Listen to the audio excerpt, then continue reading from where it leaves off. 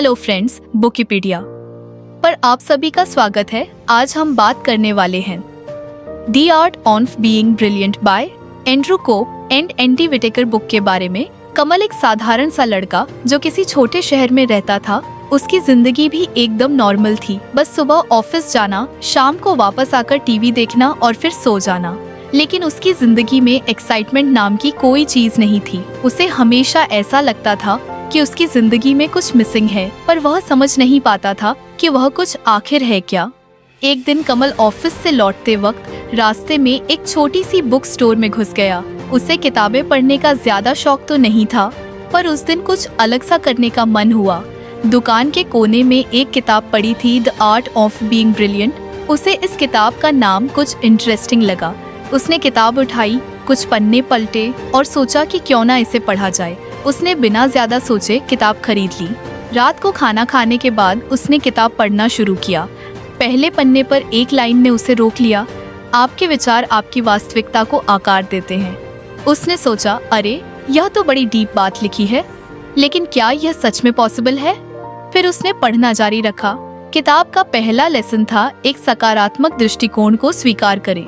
इसमें लिखा था कि पॉजिटिविटी कोई नेचुरल गिफ्ट नहीं होती, यह एक चॉइस है। अगर इंसान अपनी सोच को सही दिशा में चैनलाइज करे तो जिंदगी बदल सकती है। कमल ने यह पढ़ा और 1 मिनट के लिए रुक गया। उसे याद आया कि हाल ही में ऑफिस में उसका प्रमोशन नहीं हुआ था और तब से वह हर चीज में नेगेटिविटी ढूंढने लगा था। उसकी सोच थी कि सारी प्रॉब्लम सिर्फ मेरी लाइफ में ही आती है, लेकिन अब इस किताब ने उसकी सोच को कुछ खोड़ दिया। किताब में एक और बात लिखी थी, फोकस न सॉल्यूशंस नॉट प्रॉब्लम्स। कमल ने खुद से पूछा, मैं हमेशा प्रॉब्लम्स के बारे में क्यों सोचता हूँ? क्या कभी सॉल्यूशंस के बारे में भी सोचा है?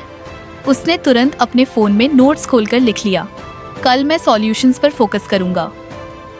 अगले दिन कमल ने अपना दिन पॉजिटिविटी के साथ शुरू किया। जब वह ऑफिस पहुंचा तो उसने नोटिस किया कि उसका एक कॉलीग हमेशा चीयरफुल रहता है, चाहे कुछ भी हो जाए। उसने उससे पूछा, यार तू इतना खुश कैसे रहता है? उस कॉलीग ने मुस्कुराते हुए जवाब दिया, बस छोटी छोटी चीजों में खुशी ढूंढ लेता हूँ और प्रॉब्लम्स को ज्यादा इम्पोर्टेंस नहीं देता। कमल को उस वक्त लगा कि शायद यही बात किताब में भी कही गई है। उस दिन ऑफिस में एक बड़ा इशू हुआ। पूरी टीम पैनिक कर रही थी, लेकिन कमल ने सोचा, चलो इस बार मैं सिर्फ सॉल्यूशन पर फोकस करूंगा। उसने कामली इशू को एनालाइज किया और एक प्लान सजेस्ट किया। सरप्राइजिंगली उसका प्लान काम कर गया। उसकी टीम ने उसे पहली बार इतना कंपोज्ड और हेल्पफुल देखा। उस दिन उसके बॉस ने उसे बुलाकर कहा, good job Ravi, keep this up. What अंदर से बहुत खुश था। उसे लगा कि पॉजिटिविटी ने सच में असर दिखाना शुरू कर दिया है। घर लौटकर उसने फिर किताब पढ़नी शुरू की।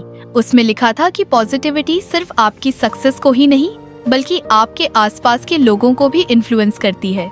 इसे पढ़ते ही कमल को याद आया कि उसकी माँ हमेशा कहती थी, तुम्हारा मूड पूरे घर के माहौल को डिफाइन करता है। अगर तुम खुश रहोगे तो घर का माहौल भी अच्छा रहेगा। उसे पहली बार महसूस हुआ कि उसकी नेगेटिविटी ने उसके परिवार पर भी असर डाला है। उसने डिसाइड किया कि अब वह घर पर भी अपने बिहेवियर में बदलाव लाएगा। अगले दिन सुबह उसने माँ के लिए चाय बनाई और उनसे कैजुअली बात करने लगा। माँ हैरान रह गई क्योंकि कमल ऐसा कभी नहीं करता था। उन्होंने मुस्कुराते हुए कहा, क्या बात है, आज कुछ खास दिन है क्या? कमल ने बस इतना कहा, नहीं माँ, बस आज मन किया। लेकिन अंदर से वह खुद को बदलता हुआ महसूस कर रहा था। धीरे धीरे कमल की जिंदगी में छोटे छोटे बदलाव आने लगे। वह पहले जैसा स्ट्रेस्ड और इरिटेटेड रहने वाला इंसान नहीं रहा। अब वो हर सिचुएशन में पॉजिटिविटी ढूंढने की कोशिश करता था।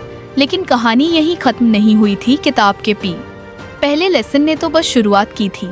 एक दिन उसने किताब का दूसरा चैप्टर खोलकर पढ़ना शुरू किया, लेकिन तभी उसके फोन पर एक कॉल आया। कॉल पर उसका चाइल्डहुड फ्रेंड था जो उसे एक सेमिनार में इनवाइट कर रहा था। यह सेमिनार सेल्फ ग्रोथ और माइंडफुल पर था। कमल ने पहले तो मना कर दिया, लेकिन फिर उसे किताब की बात याद आई, step out of your comfort zone to grow. उसने तुरंत हाँ कह दिया। अब यह सेमिनार उसकी जिंदगी में क्या नया मोड़ लाएगा? क्या कमल अपनी पॉजिटिविटी को अगले लेवल तक ले जा पाएगा? क्या किताब के बाकी लेसन्स उसकी जिंदगी में और बदलाव लाएंगे? कहानी यहाँ खत्म नहीं होती, बल्कि एक नई शुरुआत होती है कमल के अंदर। अब बदलाव की लहर सी उठ रही थी। पहले लेसन से उसे यह तो समझ आ गया था कि पॉजिटिविटी किसी जादू से कम नहीं है, लेकिन वह जानता था कि बदलाव की यह जर्नी अभी शुरू ही हुई है। किताब का अगला चैप्टर उसने क्यूरियोसिटी के साथ खोला। Understand and leverage your strength पढ़ते ही उसने सोचा, स्ट्रेंथ, मेरी स्ट्रेंथ क्या है? यह सवाल उसके दिमाग में गूंजने लगा। उसने महसूस किया कि अब तक उसने अपनी कमियों और अपनी फेलियर पर ही फोकस किया था। उसे कभी यह ख्याल ही नहीं आया कि उसकी ऐसी कौन सी क्वालिटीज हैं जो उसे दूसरों से अलग बनाती हैं। उसने पढ़ना जारी रखा। किताब में लिखा था कि ब्रिलियंस आता है जब आप अपने प्राकृतिक कौशल पर ध्यान केंद्रित करते हैं, बजाय इसके कि ऊर्जा बर्बाद करें जो आप नहीं हैं। कमल को लगा कि यह बात बिल्कुल सही है। अगर आपको हमारी फ्री समरी अच्छी लगती है तो आप हमारे चैनल को सब्सक्राइब कर सकते हैं, हमारी मेंबरशिप खरीद सकते हैं या हमें यूपीआई के थ्रू सपोर्ट कर सकते हैं। अब समरी पर वापस चलते हैं। लेकिन उसकी असली परेशानी यह थी कि उसे पता ही नहीं था कि वह